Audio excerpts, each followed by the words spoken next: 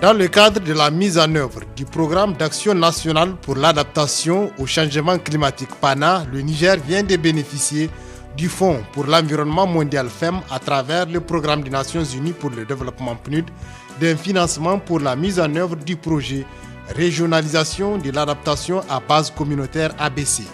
Ce projet qui a pour tutelle le Conseil national de l'environnement pour un développement durable, CNEDD, intervient dans 7 communes des départements de Dakoro et Bermou, à savoir Adjekoria, Azagor, Bermou, Dakoro, Gadabeji, Korahan et Rumbu, dans la région des Maradi. Il a pour objectif de renforcer la capacité de réaction et d'adaptation des services administratifs, techniques, de soutien aux communes pour permettre la génération d'une masse critique de résilience communautaire au changement climatique et de parvenir à une économie plus résiliente au climat dans la région des Maradi. La situation recherchée est la mise à l'échelle et la diffusion au niveau local des pratiques d'adaptation qui ont démontré de bons résultats afin de catalyser un développement résilient face aux facteurs climatiques dans les secteurs les plus vulnérables. Les changements climatiques seront intégrés dans les plans communaux de développement et le budget de communes ciblées et l'information agrométéorologique sera disponible pour les différents acteurs. Des communautés résilientes capables d'effectuer un changement social et un développement socio-économique durable seront créées dans les communes d'intervention du projet. Merci, vous avez vu.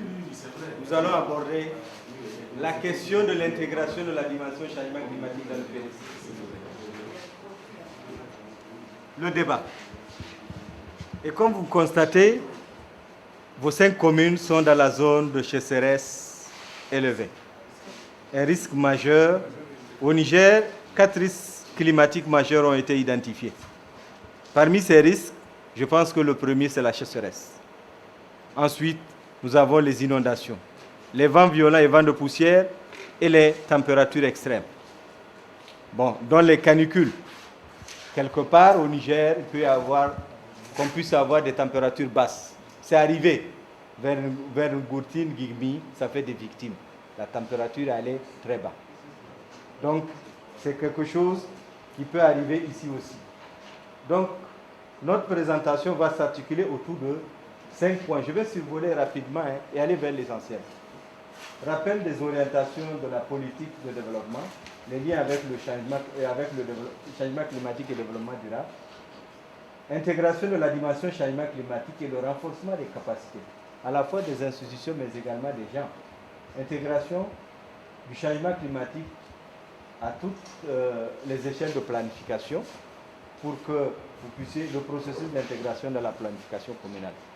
En réalité, il n'y a pas de hasard dans un pays. Tout se tient. La Constitution de la République et la loi fondamentale là, donnent des orientations. Et la Constitution actuelle de la 7e République consacre un titre, le développement économique, social et culturel, avec une section et un article 146, avec son alinéa premier, qui dit l'action de l'État en matière de politique de développement économique et social est soutenue par une vision stratégique. Actuellement, nous sommes dans le processus de doter le Niger d'un document qui s'appelle la stratégie de développement durable et de croissance inclusive, le Niger 2035, le Niger à l'horizon 2035. On veut une image du Niger à l'horizon 2035. Ce document est en cours d'élaboration. Donc, l'alinéa 2 qui dit que les politiques doivent promouvoir la souveraineté alimentaire, le développement durable, l'accès de tous aux services sociaux, ainsi que l'amélioration de la qualité de vie. Pour arriver là, qu'est-ce que le gouvernement a fait? Il a élaboré une initiative pour la sécurité alimentaire parce que la première chose auquel le Niger fait face, c'est l'insécurité alimentaire. Donc, d'où l'initiative 3M. Ensuite, il y a le PDS, le plan de développement économique et social, qui est actuellement à l'horizon 2015, qui est actuellement le cadre fédérateur, et nous tendons vers la SDDC. Chemin faisant, nous allons parler de schéma national d'aménagement du territoire, des plans de développement régionaux, des schémas régionaux de l'aménagement du territoire. Tous ces documents-là se tiennent et s'enchaînent les uns dans les autres, avec une cohérence jusqu'au PDC. Pourquoi? Parce que le changement climatique affecte le monde entier, le Niger en particulier. Et ce changement climatique, j'ai tenu à vous mettre cette image, c'est pour un peu expliquer comment le changement climatique agit. C'est là, ce changement climatique. Il agit sur quoi? Par des effets biophysiques. Agit dans bio, vous avez ce qui est biologique, la flore, la faune. Physique, c'est l'action plus ou moins mécanique. Donc, à travers les augmentations de température, à travers le glissement des isoèdres et autres, agit sur l'environnement. En bleu là, c'est l'environnement. L'environnement, c'est tout ce qui nous entoure. C'est notre cadre de vie. Hein? C'est notre cadre de vie. Là où nous exploitons. L'agriculture se fait dans l'environnement. L'élevage se fait dans l'environnement. Si une sécheresse frappe à travers ses effets biophysiques sur le pâturage, il y a flétrissement, disparition du pâturage, disparition des animaux, disparition, enfin érosion de la flore, certains arbres vont mourir, d'autres vont résister, etc., etc. Quand cela se passe, qu'est-ce qui est affecté? C'est d'abord, est-ce qu'il y aura suffisamment à manger si il y a sécheresse? Il y a sécheresse. L'agriculteur, est-ce qu'il peut produire? Il n'a pas produit. Est-ce qu'il peut vendre? Il ne peut pas vendre. L'éleveur, l'animal, la plupart des animaux sont maigres. L'embonpoint a disparu, d'autres sont morts. Les termes de l'échange se dégradent. Ces animaux ne s'achètent pas. Et même s'il vend, il perd. Qu'est-ce qui se passe? Il devient vulnérable. Donc, c'est lui-même qui est affecté. C'est sa famille qui est affectée. C'est en un mot, certains perdent tout. Il devient très vulnérable. Certains, et la plupart des gens, chez nous les Bogobri, qu'est-ce qu'on fait? On fuit vers le Nigeria. On laisse les femmes et les enfants soi-disant qu'on veut améliorer les conditions de vie de ceux qui restent. Hein? Et nous autres, Kentamachek, on va à Abidjan, Ghana. Et on oublie les vulnérables, les femmes. C'est pour ça que ce matin, Ablaye a dit les femmes. On a essayé de faire les moyennes des températures de l'ensemble des stations du Niger. Jusqu'en 2006. Bon, j'ai une figure où on continue depuis 1960 jusqu'à aujourd'hui. Qu'est-ce que vous constatez? Le trait là, c'est 1980.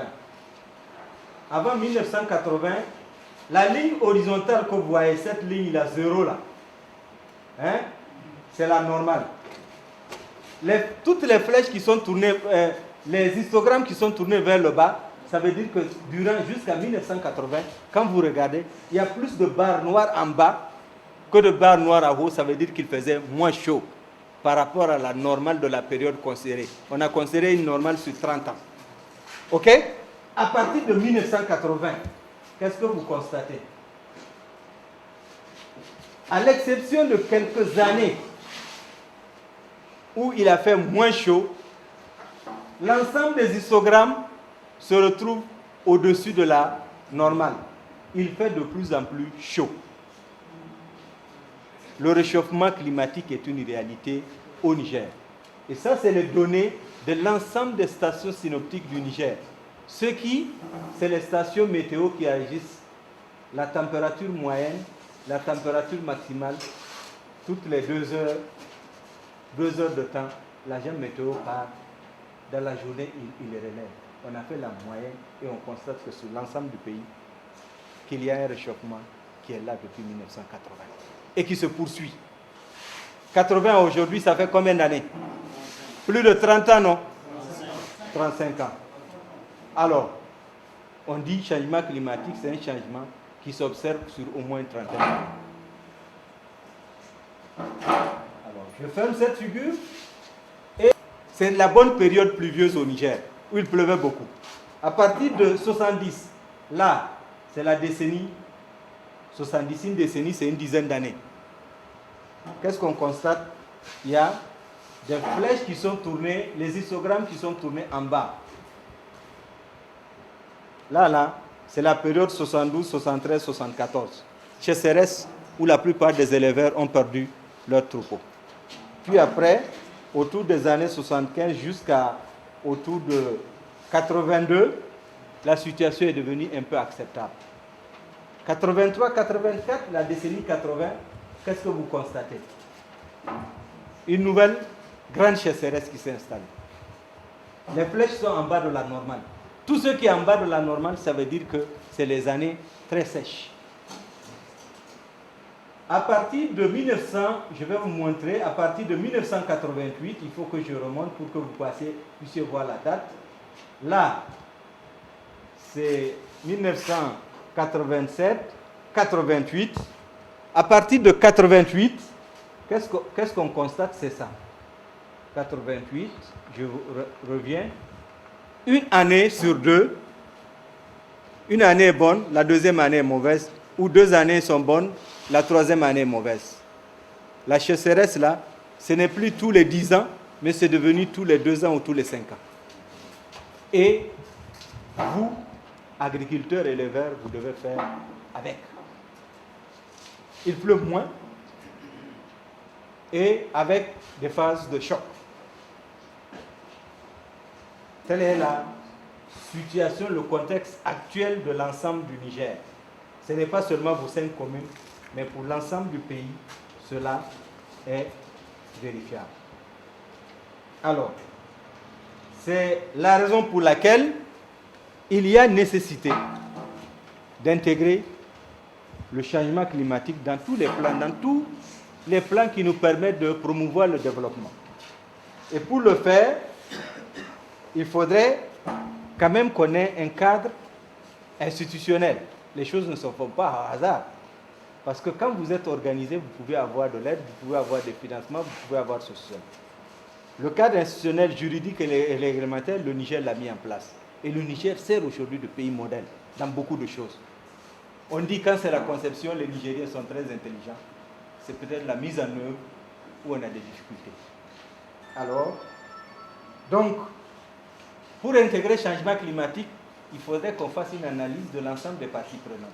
Si aujourd'hui, dans la salle, le coordinateur du projet a invité les élus que vous êtes avec certains de vos assistants, il a invité les ONG, société civile, il a invité les services techniques, il a invité les représentants de la chefferie traditionnelle, il a invité la dimension genre, c'est parce que vous êtes les parties prenantes qui sont appelées à travailler ensemble et à analyser, parce que le changement climatique interagit sur chacun de vous.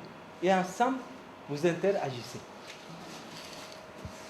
Donc, ça a permis d'approprier, d'appréhender qu'est-ce que veut dire changement climatique, ses causes et ses conséquences. Alors, comme je l'ai dit, il faut un cadre organisationnel.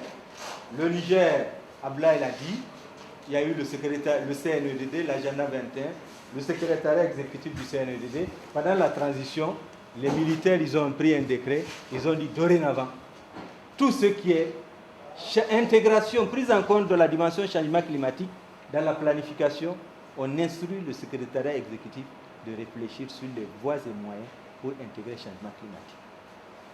Et c'est la raison pour laquelle le secrétariat exécutif du CNEDD s'est lancé à réfléchir et a sorti un certain nombre d'outils. Et fait de la sensibilisation, à la fois pour le gouvernement, pour les parlementaires, pour les conseillers du CESOC, pour les conseillers régionaux, pour les conseillers, pour toute la population en général, pour que tous ensemble nous puissions comprendre c'est quoi le changement climatique et approprier les mesures idoines à mettre en œuvre pour développer notre capacité de résilience. Et comme je l'ai dit, dans la planification du Niger, on distingue, disons, 3 niveaux. Le 4e niveau a été supprimé. Les 3 niveaux, c'est quoi? C'est le niveau national. Ensuite, c'est le niveau régional. Ensuite, c'est le niveau communal. C'est les trois niveaux. Le niveau départemental avant existait, mais cette fois-ci, sauf erreur de ma part, le dernier décret dont j'ai connaissance situe les trois niveaux. Je ne sais pas s'il y a eu un nouveau décret ou pas. Mais à ma connaissance, il n'y en a pas. Et le plan me fait signe comme quoi c'est les trois niveaux. Et donc, le PDC est un outil qui doit être en cohérence. En cohérence avec quoi? Avec les cadres fédérateurs. Il doit être en cohérence avec le PDR, le plan de développement régional.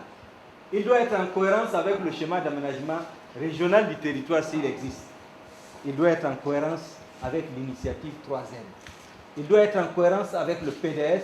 Il doit être en cohérence si la SDDCI venait à être adoptée. Il doit être en cohérence avec la SDDCI et être en cohérence avec les objectifs du développement durable. Votre commune, à la mise en œuvre du schéma d'aménagement du territoire au niveau régional, on peut calculer la contribution du PDC aux politiques sectorielles du développement, que ce soit transport, agriculture, élevage, et autres. On peut faire cet exercice. Donc vous ne n'évoluez pas dans un système isolé. Pas le coordinateur. Parce que c'est important. Si vous maîtrisez ça, vous allez manger plusieurs fois. Pas un jour, mais plusieurs fois. Si vous êtes glouton, vous dites non, non, non. Mais ne trichez pas votre communauté.